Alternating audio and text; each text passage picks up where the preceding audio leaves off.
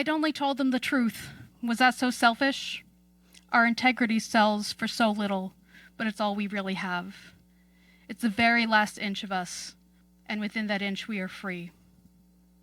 I still don't understand it, why they hate us so much. They took Ruth away while she was out buying food. I've never cried so hard in my life. It wasn't long until they came for me. It seems strange that my life should end in such a terrible place, but for 3 years I had roses, and I apologized to no one. I shall die here. Every inch of me shall perish. Every inch but one. An inch. It is small, and it is fragile, and it is the only thing in the world worth having. We must never lose it or give it away. We must never let them take it from us. I hope that whoever you are, you escape this place. I hope that the world turns and that things get better. But what I hope most of all is that you understand what I mean when I tell you that even though I do not know you, and even though I may not meet you, laugh with you, cry with you, or kiss you, I love you with all my heart. I love you. It's a letter from Valerie. Today is January 27th, 2025, and it marks the 80th anniversary of the liberation of Auschwitz, International Holocaust Remembrance Day. On this day, we remember the 6 million Jews and the hundreds of thousands of immigrants, gay and transgender people, religious minorities, disabled people, prisoners of war, and political activists who were imprisoned and killed by the Nazis and their collaborators. Because nothing happens in a vacuum, we're also celebrating our first anniversary, saying farewell to one of our founding organizers, mourning the devastation of the first week of the Trump years, part 2, and very excited to hear from our feature, Alix Klingenberg, is in the house right now. We're also super grateful to have a new ceiling over our heads. Surviving in these times means trying to find space for all of the conflicting feelings and the impossible poles of 1,000 different fights and distance of daily joys and monumental terrors. We do try to be a space for that. I don't know how well we're doing, but we're still here trying. Anyway, not to start y'all on a down note, but yeah, that's how things are going to be for a little bit. Hey, Chris.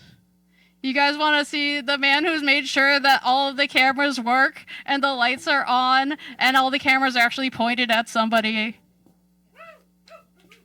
Please give it up for Chris Hickey. You got this, man.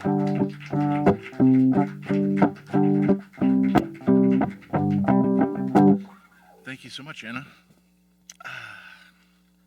Coddy Wample. I'm heading in a direction. I don't know which it is, but it seems right. My gut tells me so. Trying to focus on the road, leaving the destination for a later time. There springs so much up around me as I go. Compasses are often unreliable, but the universe has a way of pulling me along, keeping pace and faith, striding in sincerity, full of apprehension, leaking like steam from a grate, dissipating but existing. Nonetheless, perhaps taking the form of tears at a later time. Evidence of living comes of the journey, sometimes obscured by the distractions that happen. The important thing is to grab hold of the present, hug it wholly, with all of your fibers of being. Do not let go of the good stuff. Drink it in, taste it, roll it over your senses until it is experienced fully. Don't leave any of the essence of the journey behind. The point seems to be to live it. So travel to an unknown place, in the faith that your instincts are right.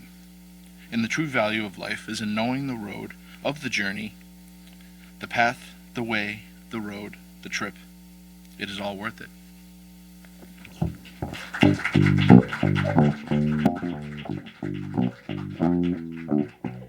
Next up, I would like to welcome Jeff to the mic. Come on up here, man.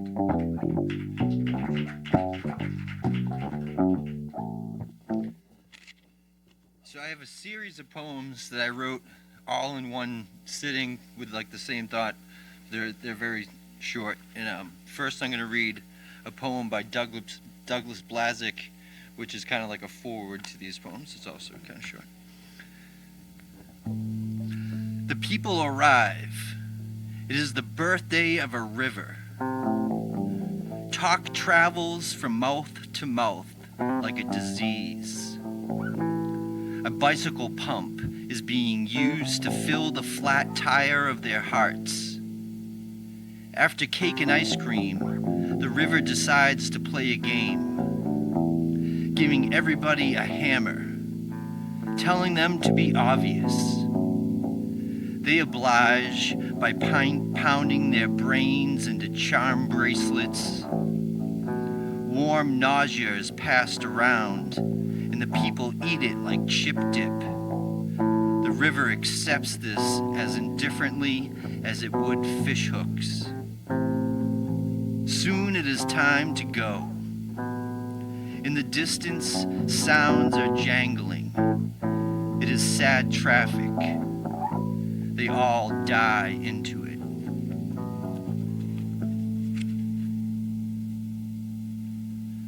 When we first heard the sound, I wasn't sure if I was mad or aroused. It wasn't a gavel, but it hit the side of my head like it was. I was emptying the dishes like a suitcase. I was emptying my thoughts like a rabbit. I was emptying my ships into the sea. The TV is flushing itself down the toilet. The voices are swirling together like some big shitty reverb. The commercials are the best we will get. The Wi-Fi is lapping at my brainstem. The Wi-Fi is tracing my hand with its hand. The Wi-Fi whispers into my ear while getting undressed. The Wi-Fi strokes my ego. I have hairs growing where my dreams used to be. Hair on my coincidences, on the words I trip over. Hair coming out of my talents, or at least where my talents used to be. Hair popping out from behind my opinions, from behind my artifices. I have hair growing on my winter tongue. The crowd opened like a can of beans. I spread them on my toast like my grandmother taught me. It's something I can't stop doing. We were humming different songs. It sounded like one movement. No one could tell we hated it here. When I went out for the mail, there was a dog waiting on my porch. I thought he wanted to take my census data, but he told me he had imprinted his soul onto mine. Later, I caught him peeking in my window. I quickly jumped into a squat, dropped my drawers, took a dump while looking directly into my eyes. He didn't look away. Thanks.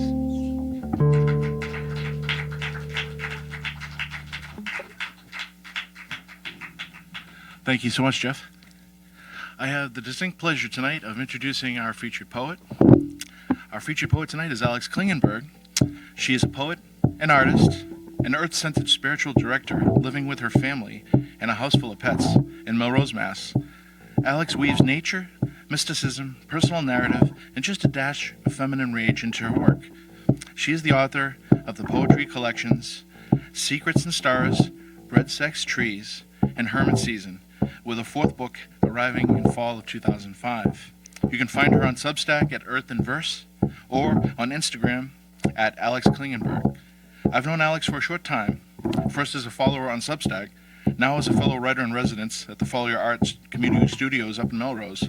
Alix is giving, genuine, caring, and fosters community wherever she goes. Please welcome to the stage tonight, Alix Klingenberg.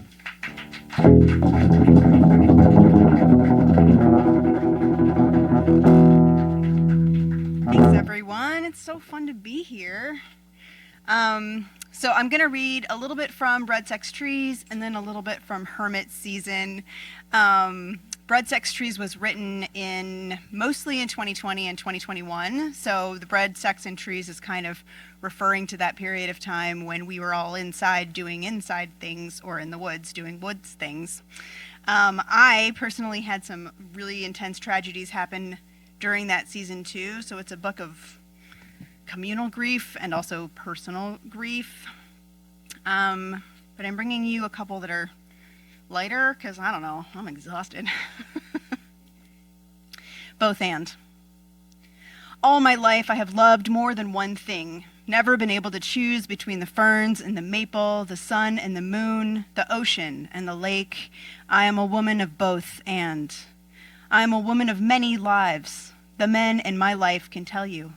They can tell you how I rise a different person every day, how every morning they must meet me anew and discover again how I take my coffee, or which version of me they will walk to the edge of the forest before they kiss me and go off to work their normal work days. All my life I have loved more than one thing, and I have been more than one thing. I search the mirror for multiplicities and find an impossible dissonance in the regularity of my eyebrows. I seek a visual confirmation of my many selves, some way to ease the discontent of this singular body, this unified life.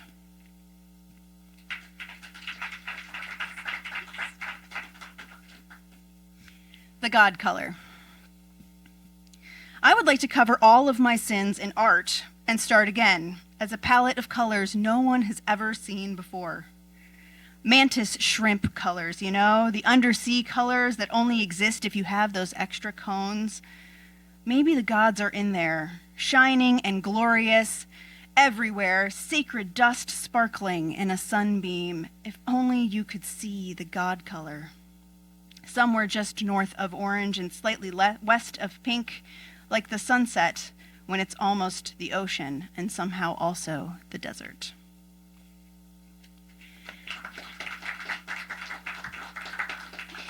Hermit Season is a book I wrote kind of as a pairing with this book. It's almost a sequel, which is sort of about the season after grief when you just have to be alone like a hermit. And then this book is kind of about the visions that I saw when I was doing sort of meditation and working with my spiritual guides. And so it gets a little spiritual, but very grounded in my own earth-centered spirituality. So we'll start with one called My Roman Empire. They say men think about the Roman Empire more than you'd imagine, but I wonder how often men think of starting over in a foreign town alone. New name, fresh haircut, a white button-down shirt and straight-leg jeans. Perhaps the orange lights across the water beckon them to a less disciplined kind of territory. A cherished softness, a crisp, sun-bleached future, billowing gently in the afternoon breeze.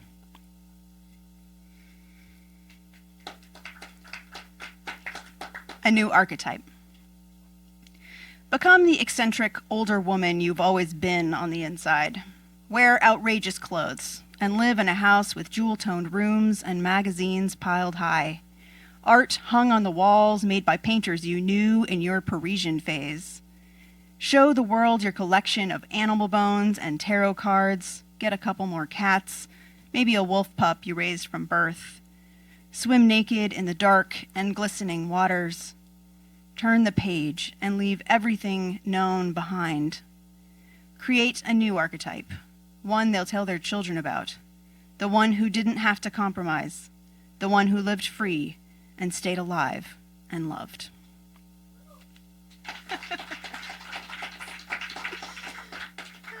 Okay, we had a couple more. So this poem is a poem I wrote in response to the constant question that I get asked and we all get asked, which is, what do you do?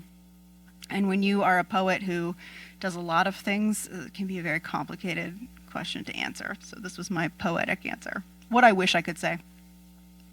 What do I do? I read when I can.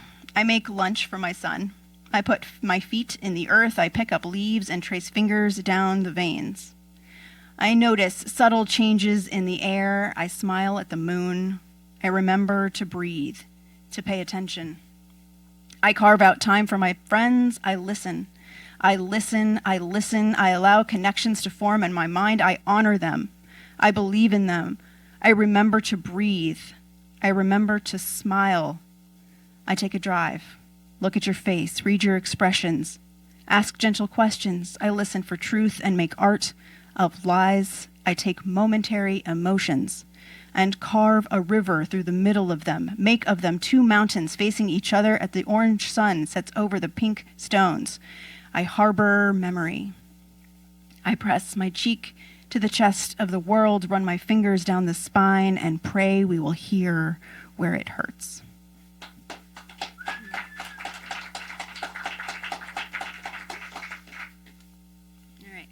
I'm bringing some of the feminine rage in this one, just, It's called Hornet's Message. My anger is a kind of insect emerging as a swarm of hornets flying unannounced from the deepest parts of my gullet. I could warn you there will be months when smiling is as hard as lifting an entire rack of free weights, when I think I'm smiling, but really the face is the face of a spring-up clown, unwanted, terrifying. I could warn you that the way I love is just as frightening as the anger and the depression. I will cling to your arm and wail, trying to hold on to the moment, to make it cinematic, to hold it still. I could warn you that I am never just one thing, but you wouldn't believe me. That's the way it works. You see, in a singular dimension, everything looks coherent. But tilt me sideways, love. Squint your eyes and look for the hidden secret. It'll say, I warned you. But like everyone else, you couldn't hear me over all those bees, all those oceans of selves humming, changing, and disappearing like smoke. An unholdable magic. A ghost.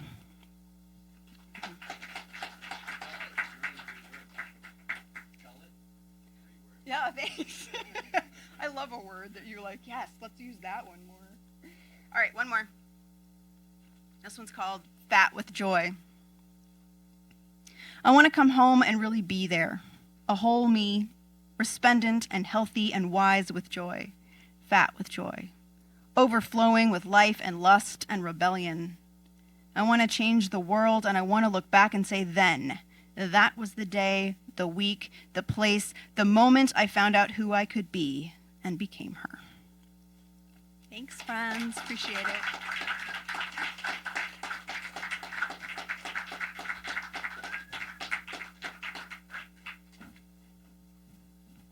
Everybody, keep it going for Alix. That was amazing.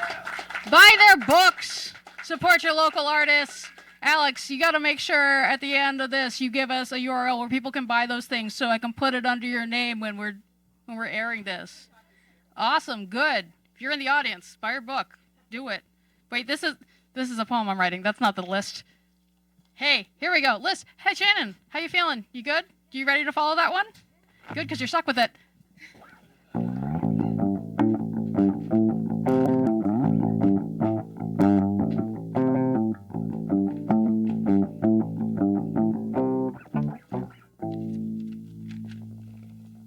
Hello.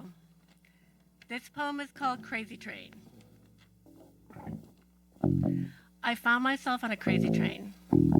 I was surrounded on all sides by insane people. One guy having a convo by himself, arguing about the contents of his bag, scratching his arms and legs. Another asleep with a blanket spread across 4 seats. 2 people talking about how much they love drugs, all during rush hour. How did I get on this crazy train? Was it payback from when I used to drive that train? The time I ran through Park Street Station screaming for the Taco Bell on the moon, jumping and shrieking because I believed God spoke to me. Or the times I would wear a hat inside out, talking to my imaginary friends, until I got to my stop and pretended I was sane. I looked up Crazy Train. I knew it had to be a thing. It's a song by Ozzy Osbourne. I was never a fan, not into metal, but I knew the song. From deep inside my psyche, I lived on the crazy train. All those people that day, they surrounded me, all nuts like I used to be. I wanted to yell at them to go to the doctor and get their meds. I know it's not easy. But for the grace of God, I have a job with health insurance that allows me medication. I work in psychiatry. But if I didn't, I would be just another passenger on the crazy train, another lunatic with no brain. Not anymore, not me. Last stop, get off the train, go home, take my pills, go to sleep, dreaming of mountains and trees. In a broken down orange line, call an Uber, it's faster. I'll be alone, sane, instead of on the crazy train, surrounded by people who are the way I used to be. Thank you.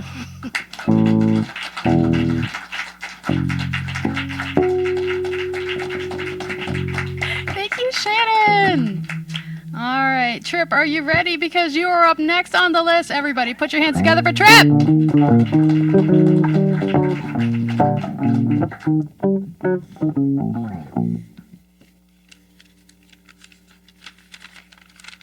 This poem isn't nothing special, but I'm glad to share it with y'all.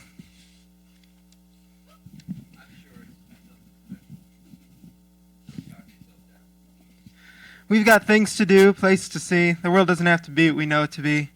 Jerry said you just gotta poke around. Let me show you the love I found. We've got things to do, places to see. We can spend a couple hours on the tee. Flutie's at the game today. What if I kissed you while the band plays? We've got things to do, places to see, even during the snow of February. I think Sam Adams has a couple new drafts, but only care if it makes it easier for you to laugh.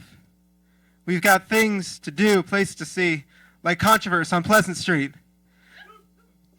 But I hear your voice and my mind goes boom. Hope one day you can feel it too.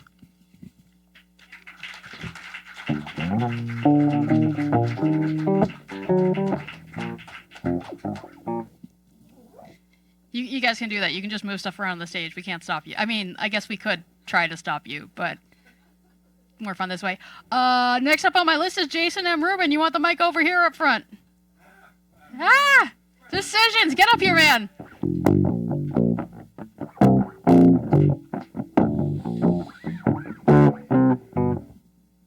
Thank you for that rousing applause. I have a little piece here that's inspired by the LA fires. Hello. My girlfriend's sister lives in Altamira, one of the places that was really significantly devastated. But her house was spared because 2 or 3 years earlier they had built this huge, I imagine, metal and glass, modern senior living community right across the street, which she and some of her neighbors protested against. When the fires came down, they hit this modern building, not finding wood and fuel, to keep going, and so her house was spared, which there's probably a lesson in there. Anyway, this is called The Trees. Do the trees feel the cold? The naked trees. Do they shudder when they feel the chilly breeze? Do they tremble in their bark as they stand there in the dark? Do the trees feel the heat? The covered trees, are they sweaty in their shaded canopies? Do they fear the orange flash as the fire turns them to ash?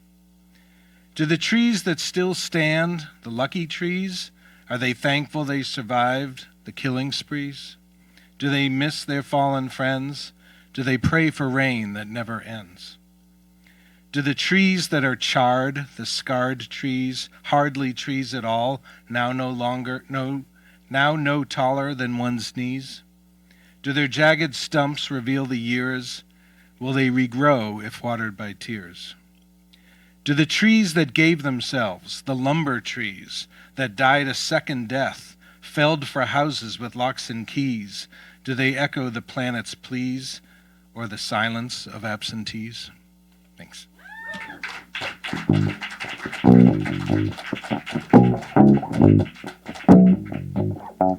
Always excited for new shit. All right. Yeah, you can cuss here. It's okay. We have a whole warning ahead of this that says you're allowed to cuss. So you're good.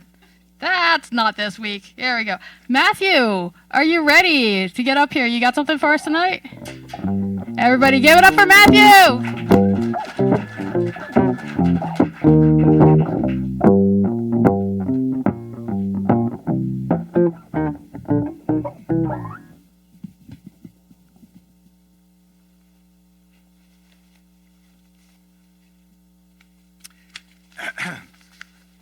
So,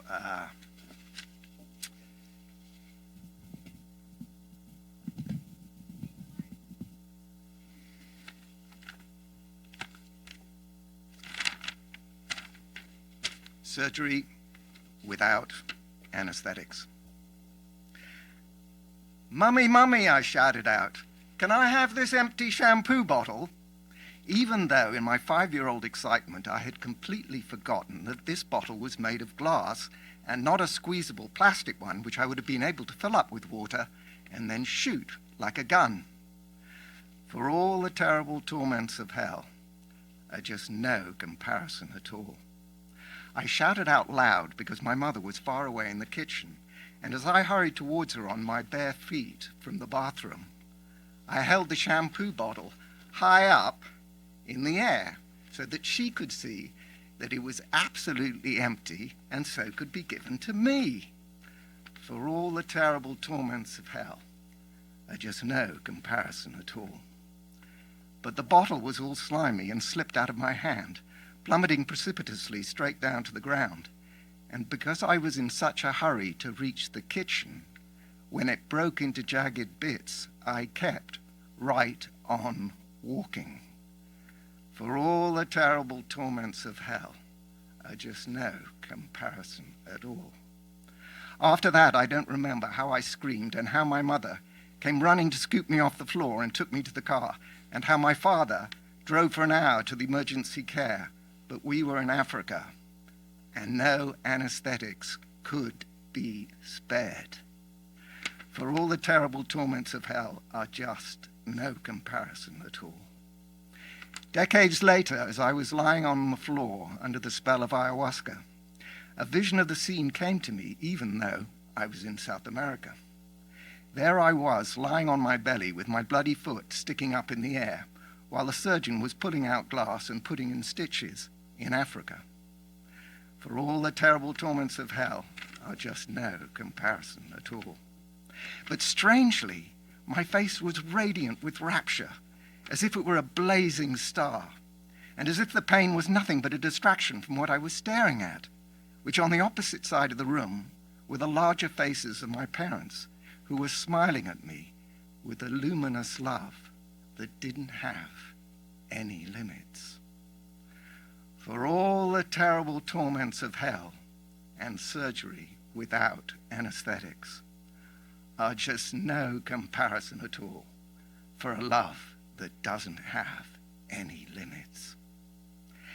And even if some of us have never been loved by our ordinary parents, yet everybody is loved forever by our parents up in the heavens, from where the faces of the sun and moon pour their life force down upon us, wherever around the planet we are, and whatever unfortunate happens.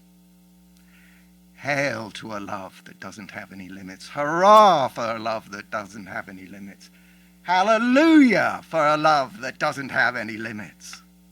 And how strange it was to learn the almighty strength of it from a surgery that was carried out without anesthetics.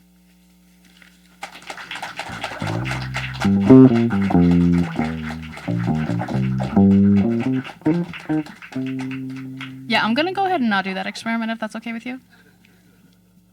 Next up on the mic, in the back, friend of the show, the prettiest girl in the room, Andrea, get up here.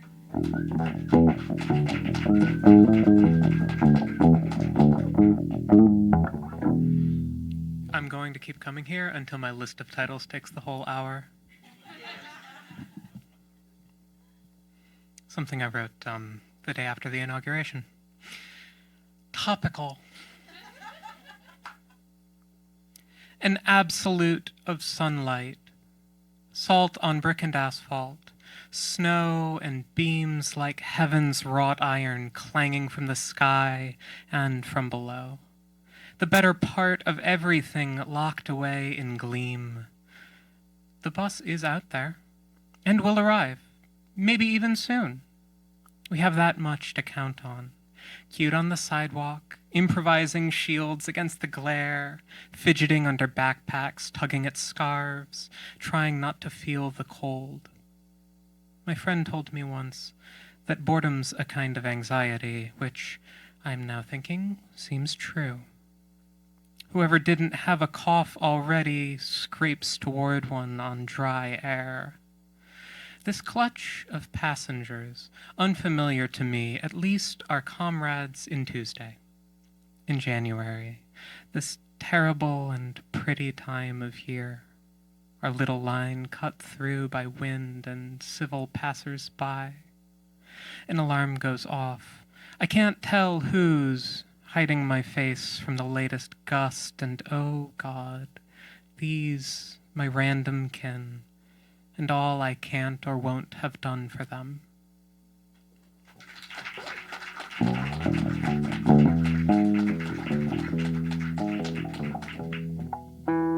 I'm totally this to all you guys. Hey Ethan, you got stuff? I got stuff. You look like you got stuff. You want to do it? May I? Yeah, let's go. What do you need? Just a microphone. Can you hold it? Yeah, I got it.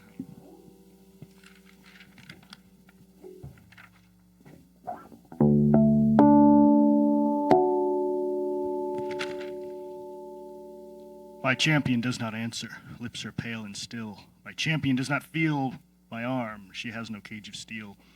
The mat is anchored safe and sound. Its match is pinned and done. From fearful trip to victor's ship comes out with object one. Exalt an aisle and ring a bell. But I with mournful tread walk the mat. My champion lies, fallen cold and dead. Acknowledgement to Walt Whitman.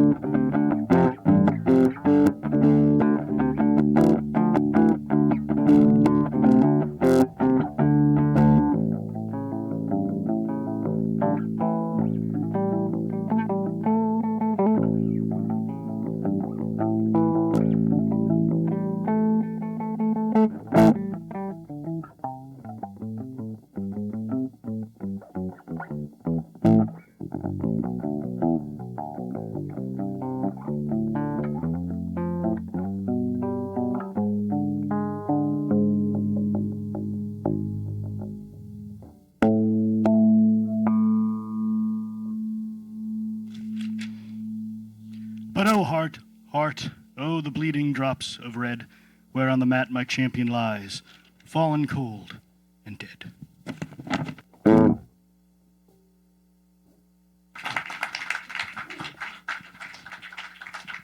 Thank you, Ethan. Everybody get it up for the man who makes us all look way cooler than we are. I'm not this cool. All right, so this is the point in the evening where I ask if there's anybody who didn't put their name in the list who would like to read. Not seeing any hands in the audience. That's great. Y'all want some new shit? I just scribbled this. I literally just wrote this, so forgive me if I can't read my own handwriting. Give me a sec.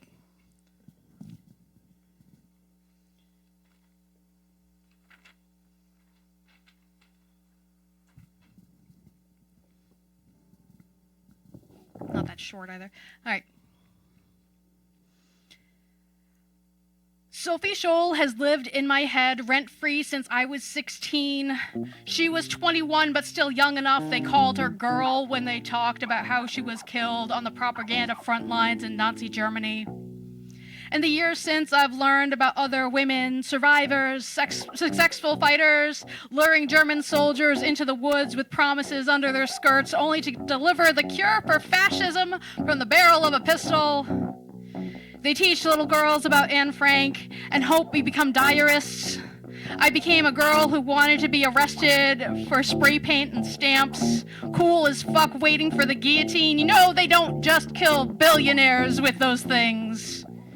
In medieval times, they had to change the rules for how to get to heaven to prevent young women from seeking sainthood, jumping off roofs to escape barbarian suitors.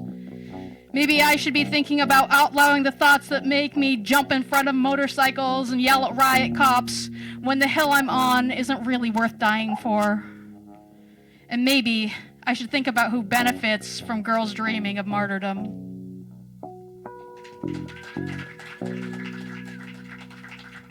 I only fudged it up a little bit. All right. Let's see. Next on the list, I have, for the second time tonight, please, very warm welcome for our outgoing producer, hero of the show, Chris. You can't run away, Chris. I need you to get on the stage. You have to have the thing ready. Please, give it up for Chris.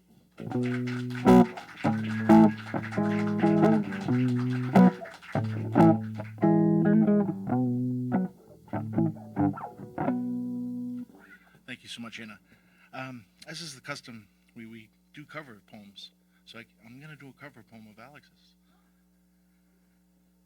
Okay, it's fresh. Initiate yourself into the world of magical things. Do not wait to be invited into the center. Be among the circle and feel the power of witness and participation without needing to be led.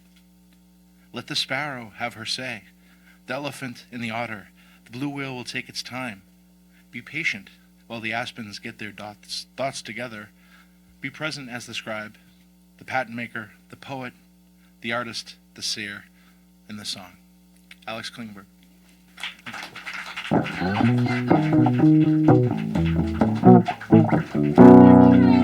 Thank you.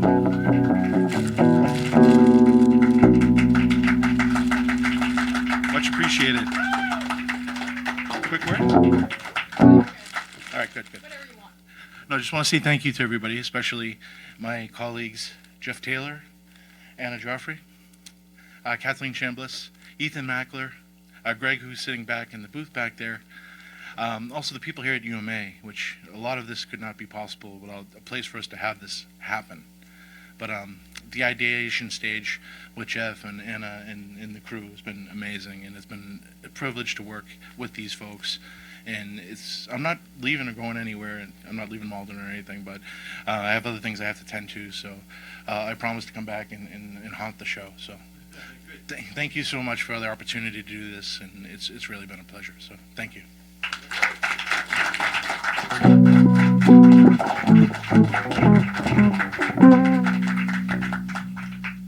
We had to embarrass them a little bit, you guys. It's legally required. They would have kicked us out of the building. Hey, Jeff. You want to come up and read some stuff? Sure. Let's do it.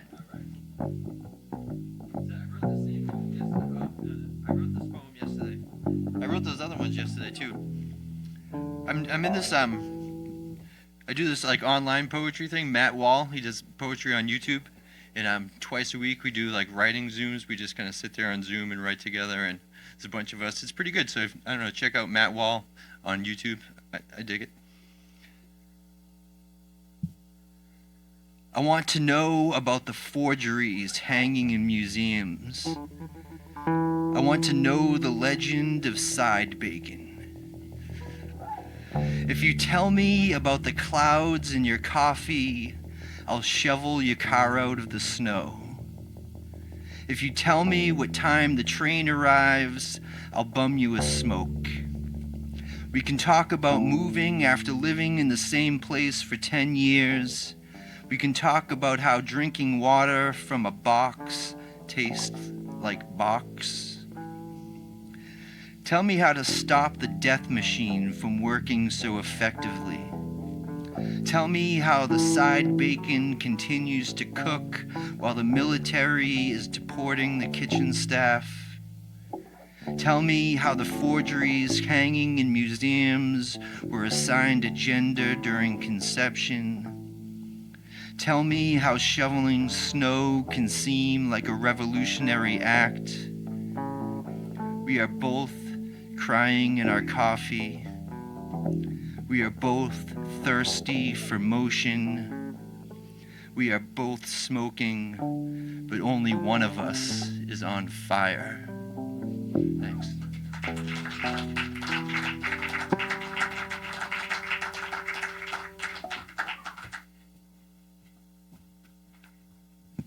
I feel like our mic stand's drunk. What's happening? All right. Guess what, guys? It's round 2. Raise your hand if you read in round 1 and you have something for round 2, if you would, please. Or if you didn't read in round 1 and you got something. I only see one hand. One hand.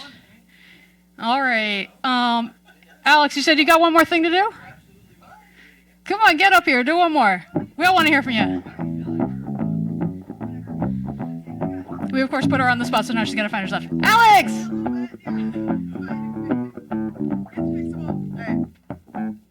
All right, this one's new. Honestly, I am sick of the internet and doing the dishes. I'm over having to eat every few hours and the gnawing sense of doubt that everything is just repeating itself, but in a slightly worse configuration. I don't want to revamp my style or get a new rug.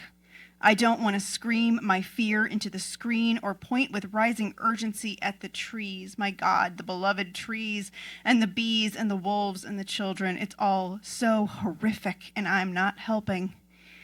But I'm writing, and maybe that's something. It's still January after all. Oh, that's fun. Thanks. Thank you, Alix. And now, if you would all, let's see. Andrea, I feel like you're actually ready, so I'm going to pull you up here first, and then I'm going to bully some other people in the audience. All right, let's go.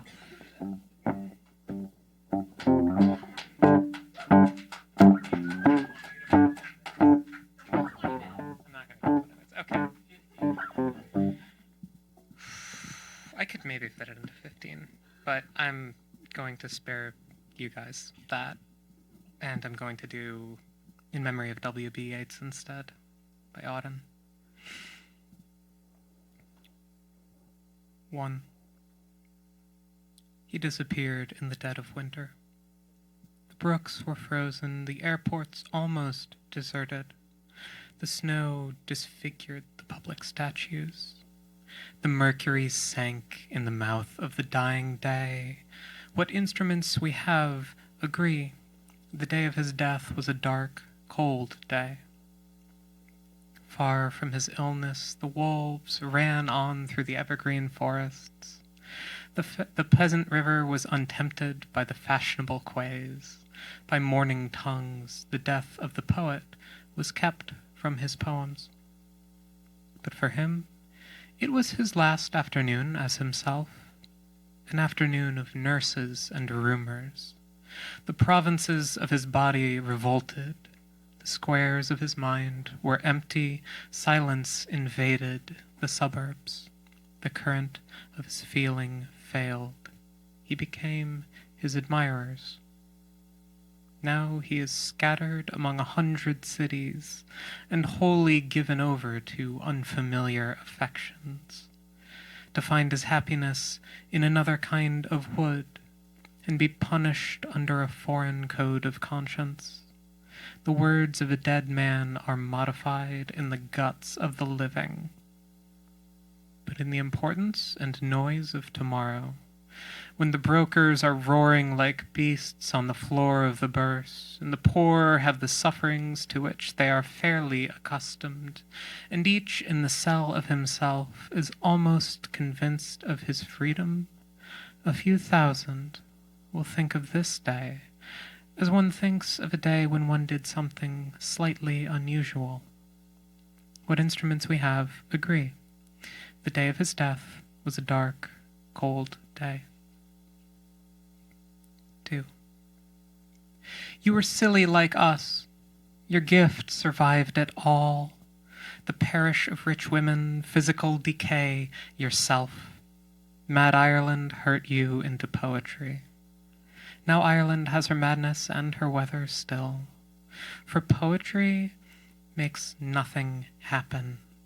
It survives in the valley of its making where executives would never want to tamper.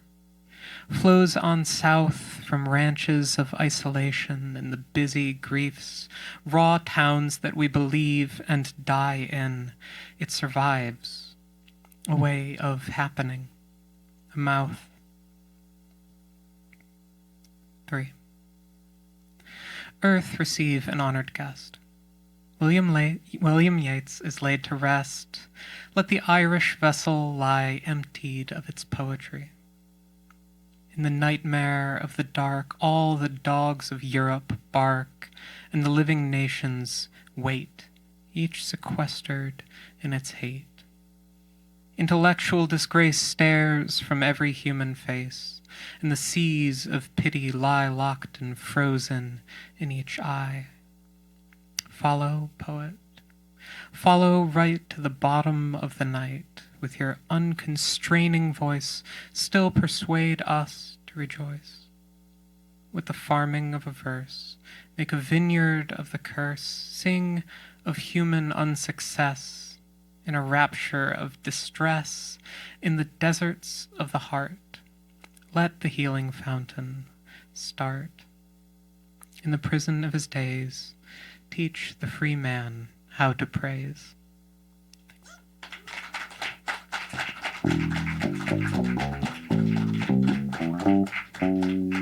Thank you, Andrea. I know what I was going to tell you. Next up is the man who... Oh, wait. What? There's a hand in the back. What's your name? Erin. You got something to read? And I didn't have to bully you into this. You guys saw that. She raised her hand. This is a legit volunteer. Everybody give it up, Erin.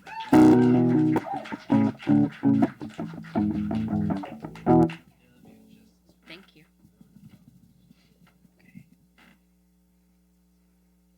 I've never read this out loud. So here we go. I'm needy. It's sick, really. Begging for a taste of honeydew vine water to moisten my palate. A millisecond of relief. Can they feel that? That fire burning? Don't we all want to feel? Ah, there it is. I know it like an old friend. Instantly pulsing through my veins instead of the blood pumping, tears pouring, soul leaving. I want that sweet, sweet nectar in my system. I'm afraid that thirst will never be quenched again. And here it is, exactly what I asked for, yet still parched. I lapped up the very first promising sensation. It's perverse, really. But my God, it feels so good to get a tiny little taste of something and roll it over my tongue and savor it. Ah, there it is. I know it like an old friend. It's strong as whiskey. It will leave me wanting more, like the thick brown pour iced in its short cup, that familiar sip to soothe myself. Open up the wound, drip it in, bit by bit. It burns like I'm turning it up and gulping straight from the bottle. Keep sipping, saying nothing, doing nothing, feeling anything or nothing.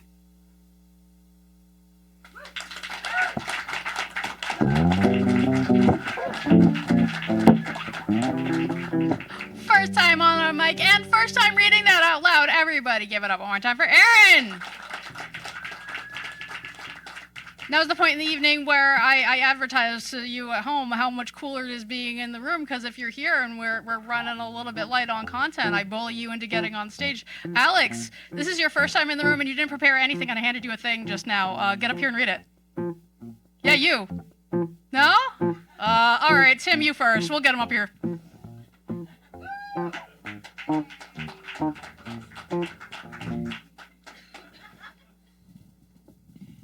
She loves doing this. This is You Are Enough by Anonymous. The world may come at you with knives, and try to cut away the pieces of you that do not fit their vision of who you should have been. The voices may pile up, one atop the other, screaming your inadequacies, rehashing every loss and sorrow you never learned to grieve. And you may spend your whole life fighting and never seem to make ground. You may lose your friends and see your enemies in power. But know this. You do not have to fulfill any prophecy. You do not have to avenge the girl. You do not have to get your shit together to be worthy of this love. You are enough as you are now, with your failures and your fears, with your dreams unaccomplished, with your weakness and doubt. You with every goofy grin and bad choice, with your scars and addictions, with your weirdness to your walk and your questionable fashion sense. You are loved.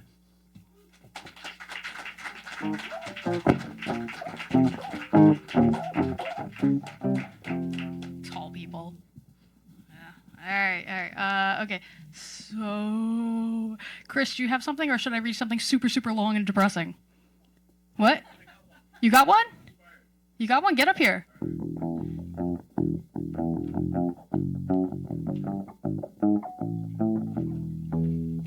Thank you. I wasn't inspired so much as I just kind of said to myself, how the hell did we get here? There's a lot of thoughts on that. I once dated a Trumper. Before there was a nominal distinction for such a creature. I can recall the subtleties that existed. Things like perceived slights when none were present, a misguided sense of justice, zero compassion or empathy for the suffering of others, a willingness to commit improper behavior while condemning others for the same behavior, cruelty. I didn't realize then that legions of people like her existed, disassociated beings, dwelling in self-assurance and fostering hatred for all the wrong people. I should have seen the signs. I was too busy in my own self-assurance. But if I had to point to how we got where we are, then I'd say that a good number of folks had it in them to begin with. They just needed a banner to get behind, a Pied Piper, a charmer. Shit, I was charmed for 9 years. A monotonous procession of concessions that ended abruptly in the sobering shod feet of other Trumpers in wait. I too behaved poorly in moments that mattered and made choices that I now live with. Somehow I caught the moment, and that forced me to want to change. Not everyone is as lucky as I was. The monotonous procession of concessions carries on, and the band plays on. Are you tough enough to be kind?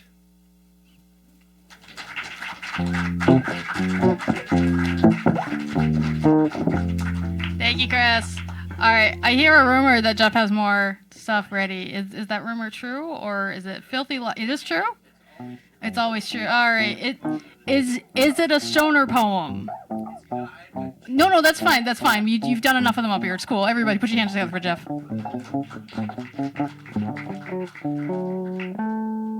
So it's not a stoner poem, but do you want horny or April Fool's Day?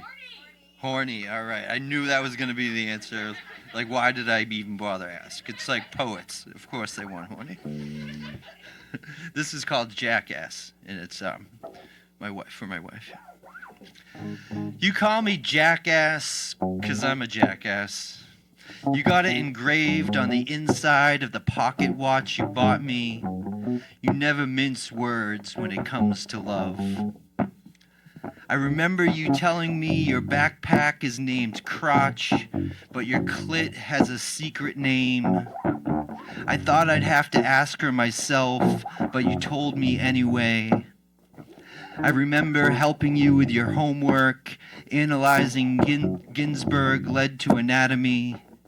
We weren't going to tell our mutual friends what we learned. Do you remember our trip to Lowell?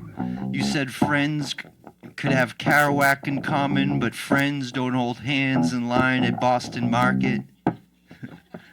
I remember helping you get dressed so I could leave part of me between your breasts and your shirt. Do you remember saying friends can have sex, but friends don't kiss?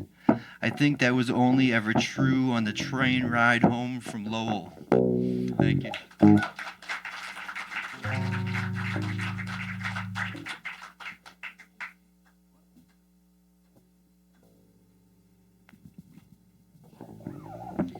If it feels like people want a lot from you right now, they do. And if it feels like people are being short and snippy, they are. And if it seems like your body is revolting against you, it is. It is. We are all feeling it. It has been a year and then some, and we are not cut out for this shit.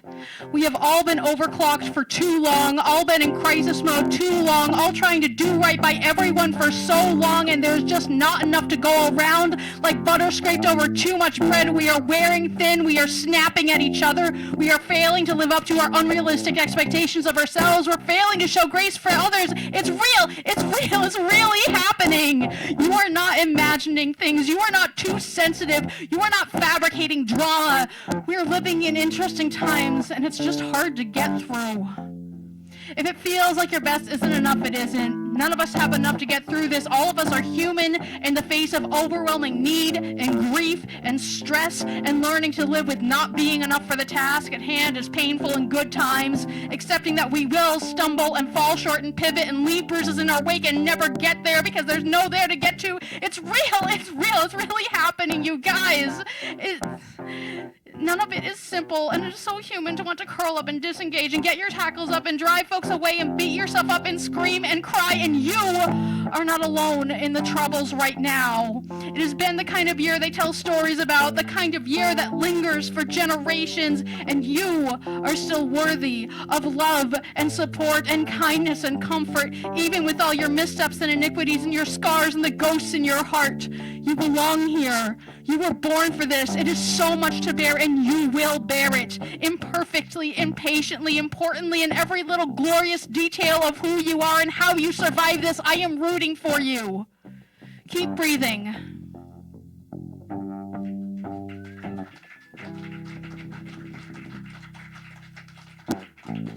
So that marks our anniversary show, you guys. We've been doing this for a year, which is insane. Thank you to Uma for not kicking us out of the building. Thank you to our feature, Alix. You're amazing. Buy their books. Support your local artists, otherwise we're all gonna starve.